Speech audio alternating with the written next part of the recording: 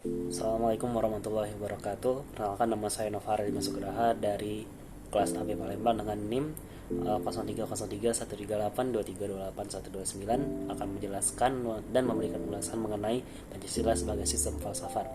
Pancasila sebagai sistem falsafat mengacu pada pandangan fisiologis yang mendasarinya sebagai landasan ideologis dan moral bagi negara Indonesia. Sebagai sistem falsafat, Pancasila mengandung prinsip-prinsip dasar yang membimbing pandangan hidup dan perilaku masyarakat Indonesia. Dari Pancasila sendiri kan ada 5 sila itu. Nah, setiap sila itu mengandung prinsip filsafat yang saling mengikat satu sama lain gitu. Jadi Pancasila yang pertama itu juga memiliki hubungan atau konsep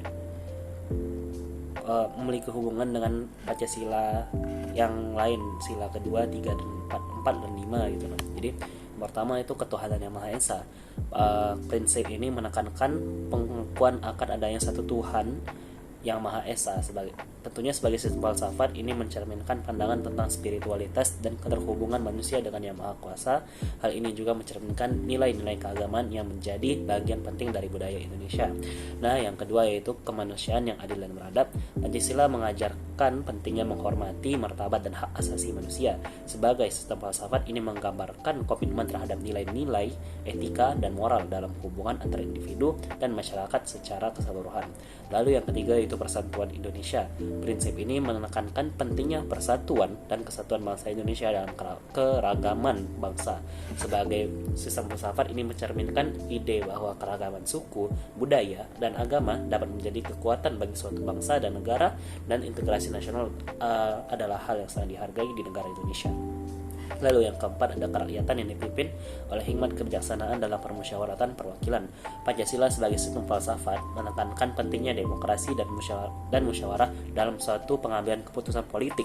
Hal ini mencerminkan bahwa pandangan kebijaksanaan kolektif melalui diskusi, perdebatan, dan partisipasi oleh rakyat. Yang kelima yaitu keadilan sosial bagi seluruh rakyat Indonesia.